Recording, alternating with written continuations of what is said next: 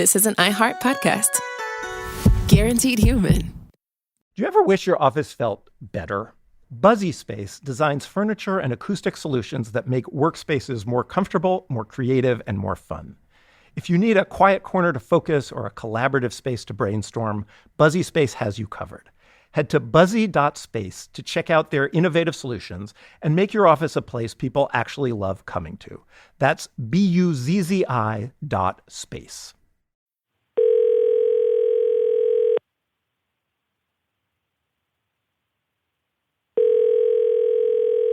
Hello?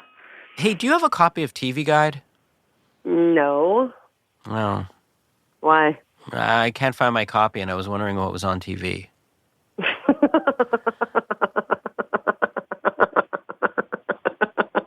Don't you remember? Wait. Don't you remember calling people up on the phone? I do remember that. Yeah. Just to see what was on. I remember calling up my Aunt Tilly because I was too lazy to get up off the couch to look for the TV Guide, so I just called her up. The poor woman could hardly walk, and she had to search around for a TV Guide. All right, I gotta go.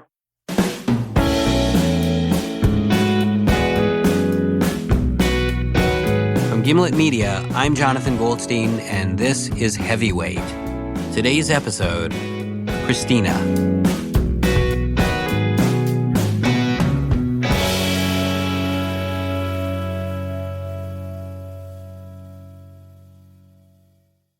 This is the best of all possible worlds, my father was fond of saying. The words were spoken contentedly, often while reclining in a Barca-lounger, belt buckle undone after a large meal of baked beans and lamb chops. But what did my father know of other worlds? He'd held down the same job and was married to the same woman for decades. Plus, he hardly left the house. But what he did know was that this world had one thing over all of those other worlds. It existed. For my father, that was enough to make it best. I, on the other hand, am not won over so easily. Sure, existence is a nice quality, a fine quality, but going so far as to call a world that contains both soul patches and puddles the best possible anything seems a little extreme.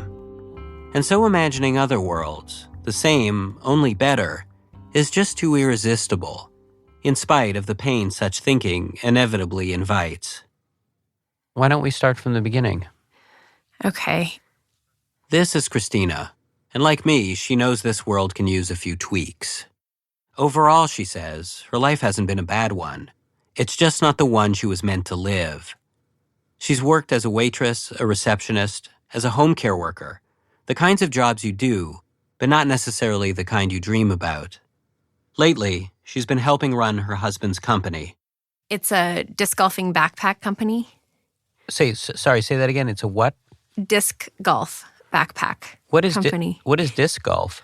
It's like ball golf, but instead of balls and clubs, you have frisbees. Oh, when you say ball golf, you're talking about golf. Like regular golf, yeah. Okay, I've never heard it referred to distinguished as ball golf, but I like it. Yeah, only disc golfers call it ball golf. So, but how do you get a frisbee in a golf hole? No, it's actually not a hole. It's a basket. Oh my goodness.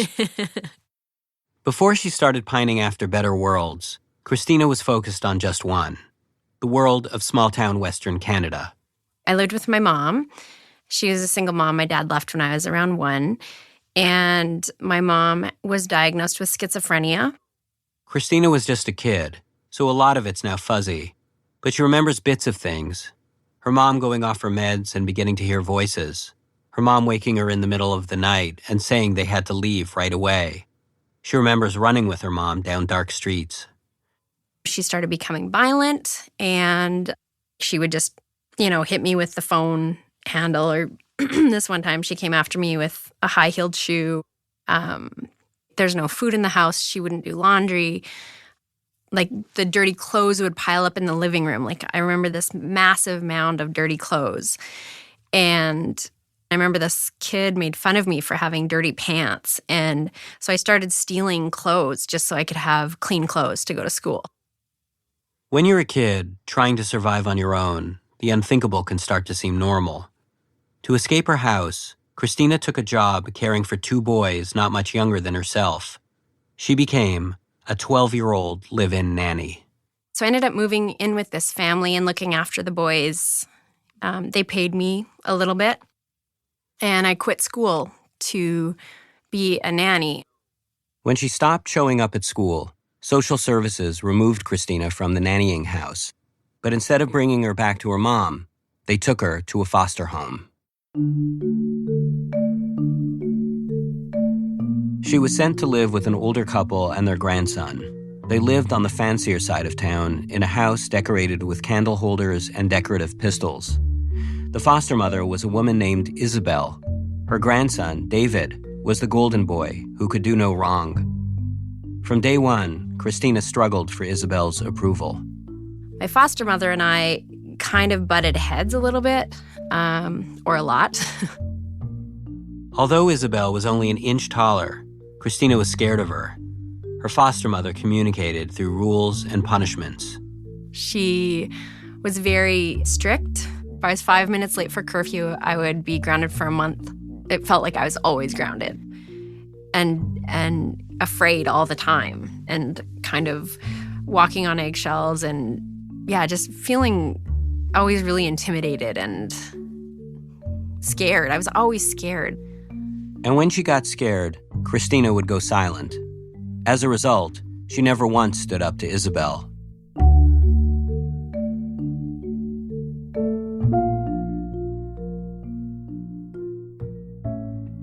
It was while living in Isabel's world that another better world presented itself to Christina. A world with rules that were easy to understand. A world where someone was always keeping score and keeping things fair. This was the 84 by 50-foot world of a basketball court. I can't explain how much I was obsessed with basketball. I would practice at like 6 a.m. at the school. I would practice on weekends. I'd watch the NBA games with Clyde the Glide and Charles Barkley. And then my name was in the paper a few times. I think I have some paper clippings of like high scoring. I loved basketball. On the basketball court, Christina was never scared. It was a place where for the first time in her life, she felt in control and confident. Her foster brother, David, a popular jock, spent hours helping her get better. She joined a team and quickly became a high scorer. Eventually, she was made team captain. They would always put me inside, like I would always have to guard the post. When Christina talks about basketball, she lights up. And I want to encourage her to keep talking by asking questions. But my only real knowledge of basketball comes from watching the Harlem Globetrotters. I was in my 30s before I learned it was illegal to bring stilts onto the court. So my questions are limited. Were you tall? No, I'm only 5'6". But I guess I kind of had this unrealistic view of myself where I thought I was taller than I was.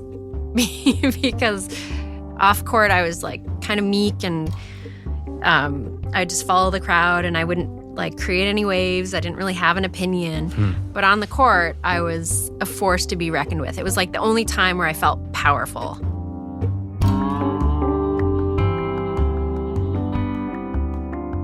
It was around this time that a plan began to take shape. If she kept practicing and kept winning, she'd get a basketball scholarship. Christina knew that was her only hope of getting into college. I wanted to get out of that circle of welfare and illness and living from paycheck to paycheck and just being poor. It sucked. Which brings us to the moment that 30 years later, Christina still can't stop thinking about. She'd just come home from school when Isabel called her into the kitchen, sat her down at the table, and presented her with an ultimatum. She said, you have to get your grades up. You have to work harder at school. And so in order for me to be able to play basketball the following year, which would have been 11th grade, I had to have an average of a B in every class. But I was really bad at math and chemistry, and I didn't make it. I wasn't allowed to play basketball. What she remembers most about that time was watching a lot of TV and overeating, and the chores. After forcing Christina to quit the basketball team, Isabel handed her chores that felt like ironic punishments from the Judy Blume version of Dante's Inferno. She had to bake cookies for the family, but because of her weight gain, she wasn't allowed to eat any. And when she dusted the house, Isabel instructed her to pick up David's basketball trophies, dust each one, and dust the shelf underneath. All the while, Christina felt her loss acutely of basketball and the better world it promised. She took something from me that I've not been able to get back. What is that thing? Yeah, and I don't even know. I don't when I say that out loud, it sounds ridiculous. But it feels like that passion for something, it dashed this huge dream that I had for my life. Genuinely wanted me to have better grades. But I know that that's just such BS. For whatever reason, I've let go of a lot of things that have happened. But for whatever reason, this one thing, the basketball thing, not letting me play basketball, I'm having such a hard time letting go of that and forgiving her. I want to let it go. So you want to go talk to her? Yeah. And you want me to come? Yes. I get really mealy-mouthed when I'm in the same room as like strong-willed, scary, older women. I'll tell you that right now. I'm not going to be much help. So we're doing it. It sounds like we're doing it.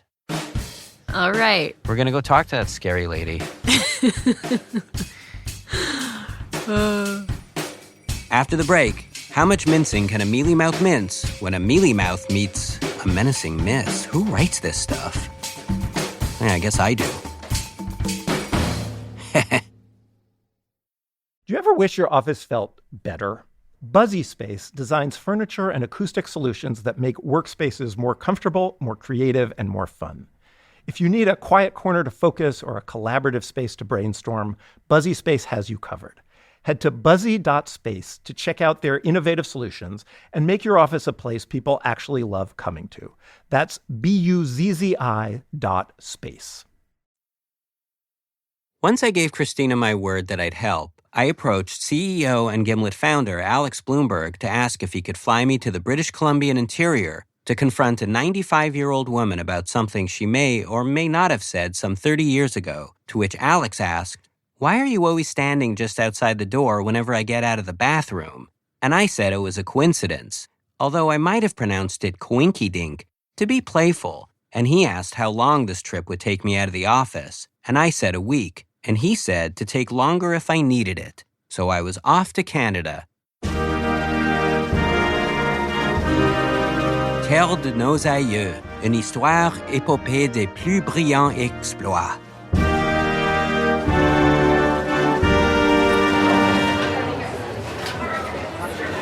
How are you? Good, how are you? Hi. My husband Levi. Levi, nice to meet you. I'm Jonathan. Nice to meet you too. I meet Christina and her husband Levi at the Kelowna airport in British Columbia. They just flown in from Portland, and the look of trust on their faces is daunting. When meeting new people, especially people I'm about to help, I'm more comfortable with looks of skepticism or anticipatory disappointment. Trust was disconcerting. Yes, I have a reservation. It was an hour-and-a-half drive to Isabel's, so we made our way to the airport rental desk to get a car. What's your last name? Goldstein, Gold. Can I just ask what that is there? Oh, it's just, we're doing a radio story, so I'm just... Do you mind turning that off and putting that away, please? Yeah. If I couldn't even stand up to the car rental clerk, what hope did I have of helping Christina stand up to Isabel?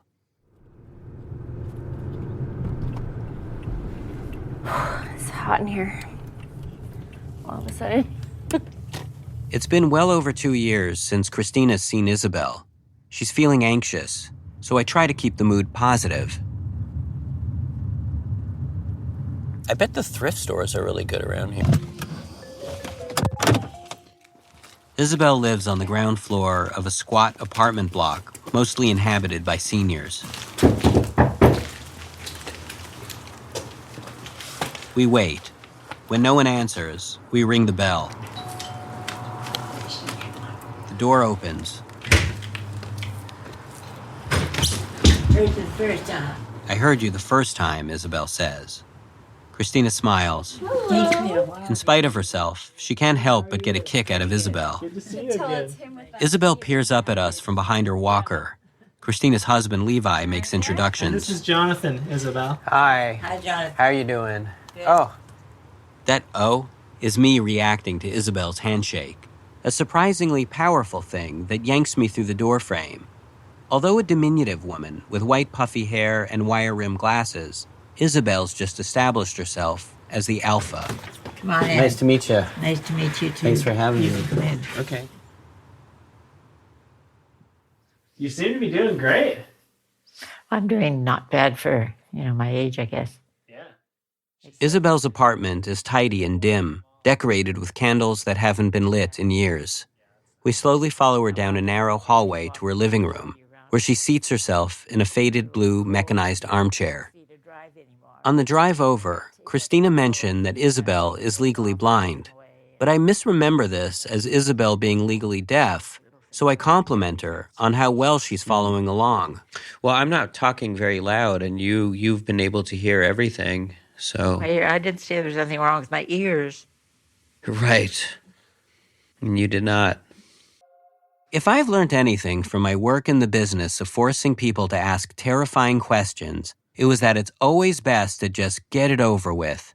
Ask the question, why did you ruin my life?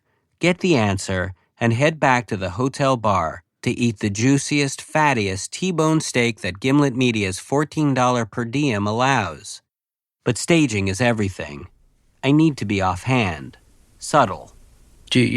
Christina, do you have anything that you want to ask about, or?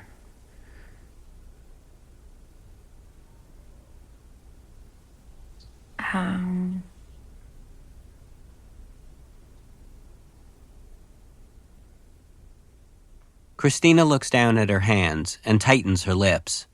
Of course, I understand her hesitation. Isabel is even more intimidating in person than Christina made her out. And nothing about being here can possibly feel much like coming home. The walls and shelves are loaded with photos of Isabel's children, grandchildren, and great-grandchildren. But there isn't a single photo anywhere of her only foster child, Christina. To break the silence, I ask Isabel why she originally took Christina into her home in the first place. One of my children left a child for me to raise, my grandson. This was David. Yeah. So I thought life with just my husband and I, we were both older, it would be kind of very dull for him. So I thought that having someone else around the house would make it a little more homey for him. But I hadn't chosen Christina. Christina was brought to me, and she was just there, and this wild-looking thing. She needed a little bit of training to live in a home. Obviously, she hadn't been brought up with anything. I just thought any child living under my roof had to be taught something. Meaning, like, what kind of things? Like, you mean normal, like, rules and... Well, rules, yeah. I don't think that our rules were terribly strict, were they? I mean, I felt like they were strict. Well, maybe you thought so, but most kids do. But they were the same rules my kids had. Christina hesitates. You can see it's hard for her to talk back to Isabel even now. But then she says... But David didn't have rules. No, he didn't need any. He is the most perfect person I've ever raised. Christina, another person she happened to have raised, is seated a couple feet away from her. Christina stares ahead blankly, not saying anything. So I press Isabel. Well, he must have done something wrong. I mean, he's only Very human. little. Very little. Oh, you'd be surprised how perfect he was. Was that hard, though, being, like, side by side with someone who is just so... No, I think it was good for her. Christina, is that how you feel? It was hard. Yeah. It was really hard. Something else that's been hard is finding the courage to ask the question that brought her here. Christina gives it a shot.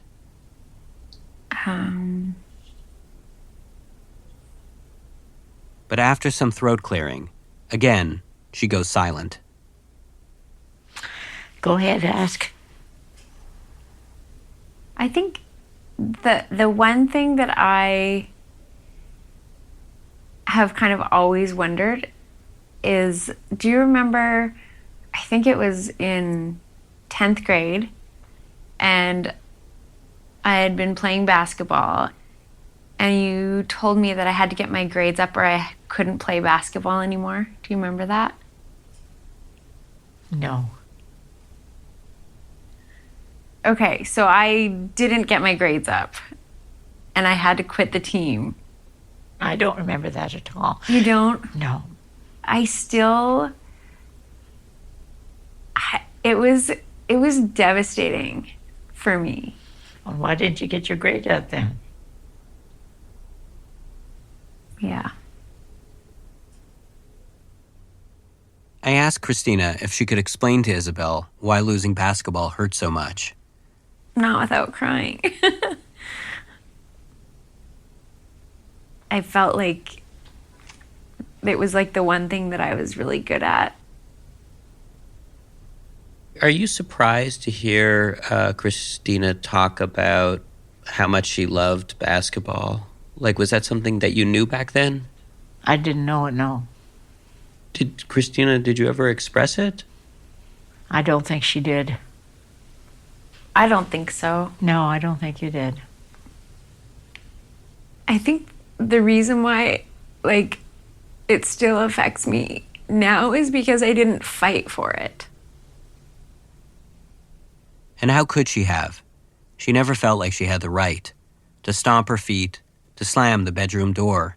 In so many words, to act like someone's kid. I thought that maybe if I could get Isabel to put herself in Christina's shoes, it might help her understand. Was there anything that you can think of that's comparable from your own life, Isabel? Like something that you really felt very passionate about? Like the thing that you really, that was your great love?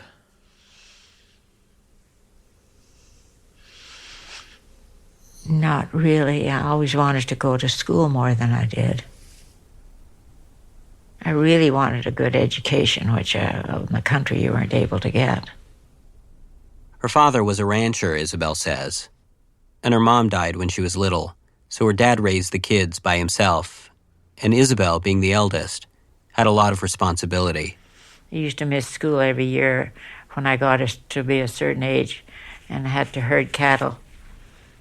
So I'd miss about two months or a month of school every year when I was old enough to do this. But I was first in my class from the day I started till the day I finished. I was never anything but first in my class. Was that typical? Did a lot of kids in the class have to miss? No, just me. And we were brought up by our dad. Men bring up children differently than women. Yeah. In what ways? How do you mean? I mean, my dad didn't teach me to ride horseback. He just threw me on a horse and told me to go. You know, a woman wouldn't do that, I don't think. Not likely. My father was quite fond of me, actually. Yeah. How far did you go in school? Just grade 9. I took grade 9 by correspondence. So you never ended up getting the high school degree? No. Yeah, school was an important thing to me because I felt that's how you'd make your living. Yeah. But I remember when I was through school, my stepmother looking in the paper, and she found a dishwashing job for me. She thought that all I was capable of was washing dishes in some restaurant. I felt very insulted.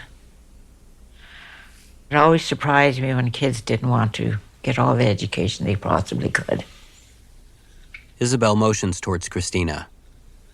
There's only so far you can go in basketball. I always felt your education was more important. But as a kid, sometimes you don't see that. I tried to teach her to be self-sufficient because I knew that she'd only have herself to depend upon.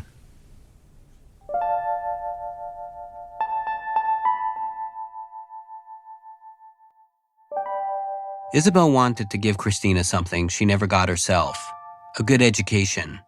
But by depriving Christina of basketball, Isabel took away just that. At the time, though, she didn't know it. What Isabel did know was that when Christina showed up at her door 30 years ago, she was already in her 60s. Isabel was old, and if she were to die, Christina would be left all alone. She'd only become a foster child because no one in her extended family had stepped up to take her in. She had no one else. What did you know about Christina's childhood before she met you? Not much of anything that I can remember.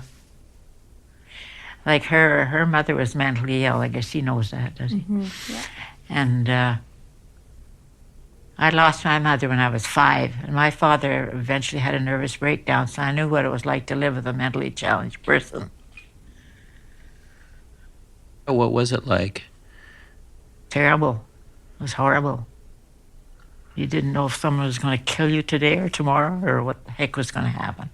That's not an exaggeration? You really worried? No, it's for not your... an exaggeration. I remember taking my little brother and sister outside and trying to hide them. He was left with 5 little children. Yeah. And he was terrified that they were going to take the kids away from him. And I used to sit by his bed and hold his hand, and one day he said to me, "Isabel, why do you keep holding my hand?" And in my own way, I was trying to let him know that we all loved him.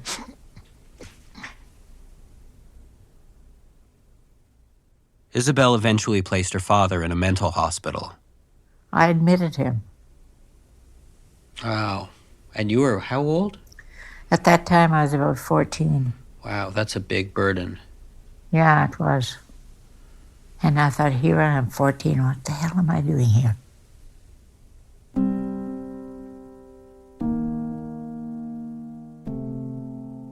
All the while, as Isabel talks, Christina, seated in an armchair beside her, listens quietly, her hands gripping the armrests. Without looking at Isabel, she makes her presence known. I have many memories of visiting my mom in the mental hospital when I was young, like 7, 8, 9 kind of age, 10.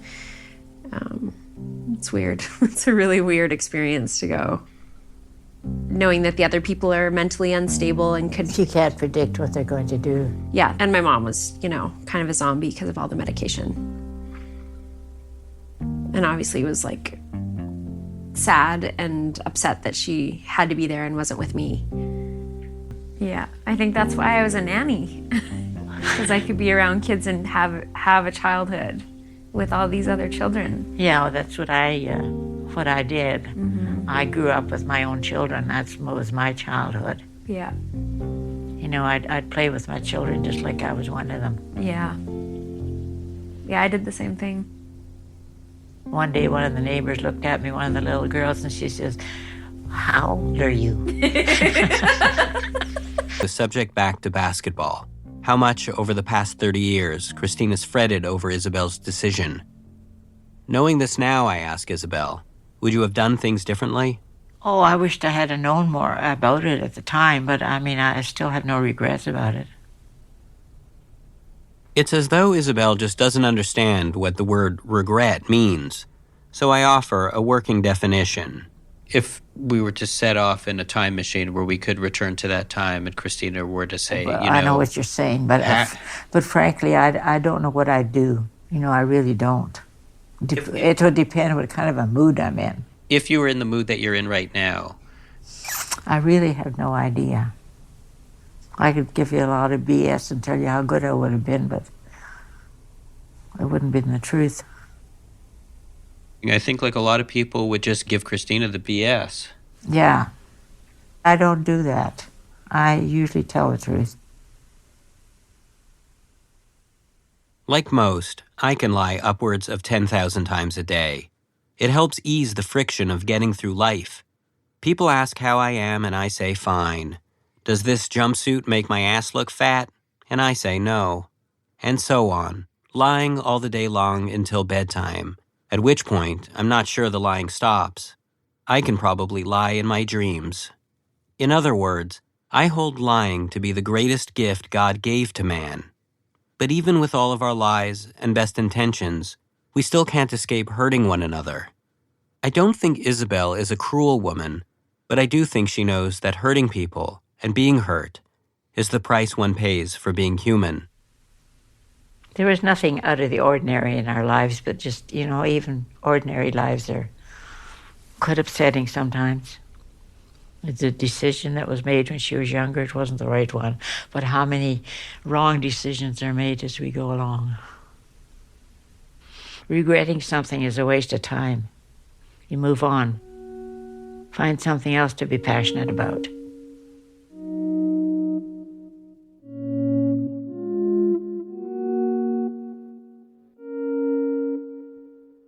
In spite of their similar childhoods, Isabel and Christina see the world so differently. Christina is a dreamer, and for her, the best possible world is the one that's always just out of reach. But for Isabel, it's not about pursuing the best possible world at all. It's about making the best of this world, the one you're stuck in, and evidently, with the people you're stuck with.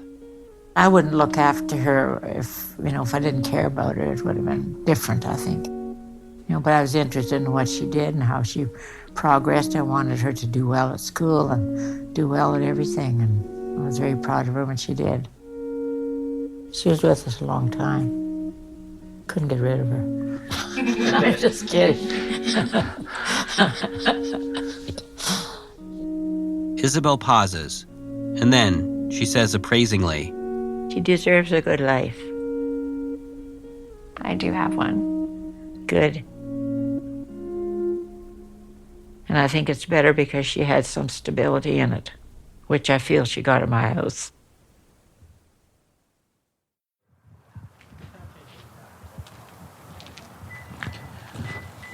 I'll get on that side. We say our goodbyes and head to the car. Outside Isabel's, the parking lot has grown dark. Thank you. Yeah. As we get into the rental car, Christina lets out a sigh.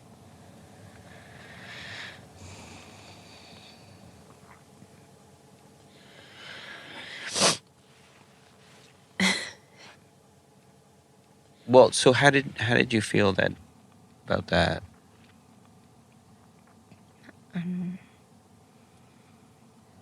It was just really intense, and there's a lot of things that she said that were very hurtful to me.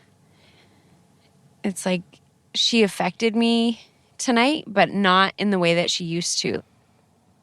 I didn't get the fuzzy teddy bear cuddly thing, and that's okay that I didn't get that. But what I got was her, and it wasn't everything I needed. But I feel like that's how she shows love. And it's not with hugs, and it's not with I love yous, and it's not with praise necessarily either. It's in a way that I understand now, whereas before I just felt like she just didn't even like me. But now I can see that she loves me in her way, and in the best way that she knows how. In the end, it seems like this is why Christina came here. Not to find out why Isabel made her stop playing basketball, but to find out whether Isabel loved her.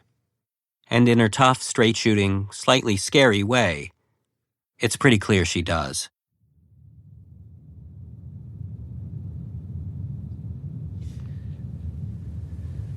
Do you know why I want to go to Scott Hop Park? No.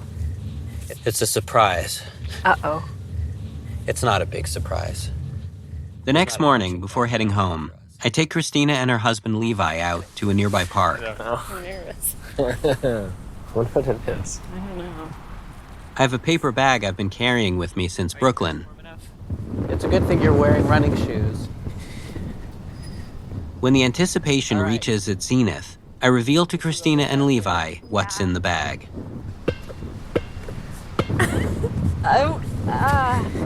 A basketball, which I think they'd sort of guessed since we were now standing by a basketball court, and I was dribbling a spherical paper bag. I turned to Levi. Have you ever seen Christina play basketball before? Maybe not. Yeah, I don't think we've ever played. Christina says she hasn't played in over 10 years. She doesn't even watch basketball on TV anymore. I hold out the ball, and Christina looks at it. Then she looks at Levi, and then she takes it from my hands. Check. Check. A little rusty. But when she gets going, it seems to come back to her. Oh, behind the back.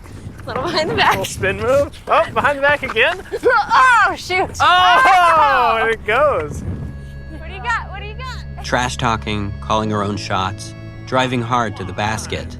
There was a different side to Christina that was coming out on the court. It happened suddenly and easily. Okay, I think you're winning. You're gonna get burned. I think it's 2-0 at this point. I don't think I've scored yet, have I? The best basketball players are said to have an almost supernatural ability to see a little ahead, to anticipate what will happen next. But Christina and Levi aren't that good, and so they play like a couple of kids, for whom the future doesn't matter, or the past. And in that space between, it seems like a pretty good life. Oh, that was close. Oh! For the win! Yes! Okay. I love you. You do.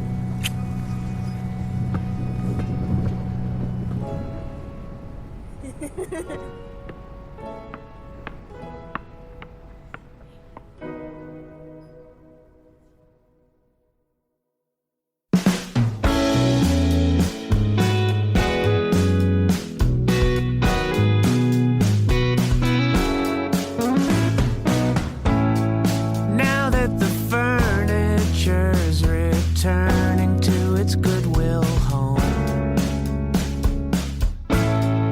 Now that the last month's rent is scheming with the damage deposit, take this moment to decide if we meant it, if we tried, or felt around for far too much, from things that accidentally touch.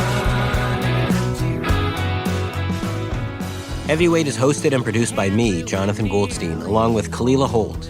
The senior producer is Caitlin Roberts. Editing by Jorge Just, Alex Bloomberg, and Wendy Dorr. Special thanks to Emily Condon, Misha Gluberman, Stevie Lane, and Jackie Cohen. The show is mixed by Kate Belinsky. Music by Christine Fellows, John K. Sampson, and Edwin. Additional music credits for this episode can be found on our website, gimletmedia.com/heavyweight. Our theme song is by The Weaker Thans, courtesy of Epitaph Records. And our ad music is by Haley Shaw. Follow us on Twitter @heavyweight or email us at heavyweight@gimletmedia.com. We'll have a new hot puppy of an episode next week. Anyway, by parallelograms of light on walls that we repainted. So, Jonathan, you have a wife, I hear you say. Yes.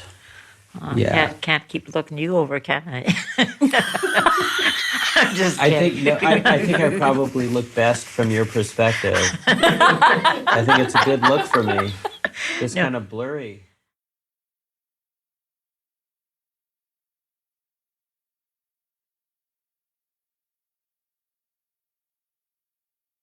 Do you ever wish your office felt better? Buzzy Space designs furniture and acoustic solutions that make workspaces more comfortable, more creative, and more fun. If you need a quiet corner to focus or a collaborative space to brainstorm, Buzzy Space has you covered. Head to buzzy.space to check out their innovative solutions and make your office a place people actually love coming to. That's BUZZI.space. This is an iHeart podcast. Guaranteed Human.